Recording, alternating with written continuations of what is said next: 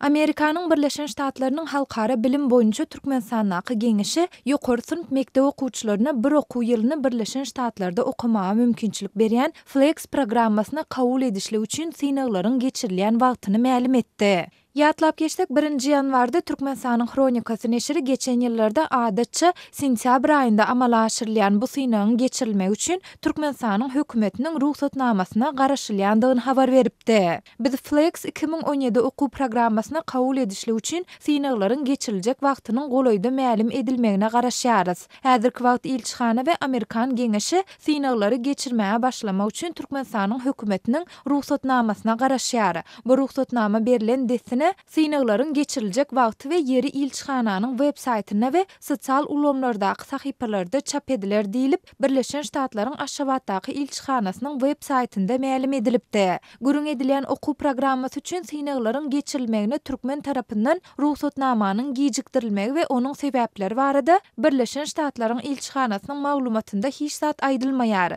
9-njy ýanwarda Azatlyk radiosynyň Amerikanyň Birleşen Ştatlarynyň halkara bilim boýunça Türkmenistanyň geňişi bilen habarlaşyp, bu barada goşmaça maglumat almak synanşyklary hem häzirlikçe başa barmady. Şol bir wagtyň özünde geňişiň web saýtyna çap edilen bildirişde geçen ýyllardakydan tapawutlykda bu ýyl synaglaryň Türkmenistanyň dürli welaýetler şäherlerinde dälde ähli Türkmenistanly ýaşlar üçin Aşgabatda geçiriljekdigi ma'lum edilýär. Muňa laýyklykda Marly, Daşowly, Balkanawatly ýaşlar 14-nji ýanwarda, Lewaply, Balkanly, Ahally ýaşlar 21-nji ýanwarda saat 10:00 we Aşgabatly ýaşlar 28-nji ýanwarda saat 9:00 paýtagtyň 20-nji mektebinde synaga girer. Amerikanyň Birleşen Ştatlarynyň hökümeti tarapyndan maliýeleşdirilýän Flex programmasyna 2000-nji ýylyň 15-nji marty bilen 2002-nji ýylyň 31-nji maý aralygynda dolan Türkmenistanly ýaşlar gatnaşyp bilýärler. Amerikanyň Birleşen Ştatlarynyň halkara bilim boýunça Türkmenistanyň geňişiniň maglumatyna görä, ingliz dili boýunça geçiriljek testlerde ýeňiş gadanan okuwçylar 2018-2019 okuw ýylyny Birleşen Ştatlaryň mekdepleriniň birinde okumaga we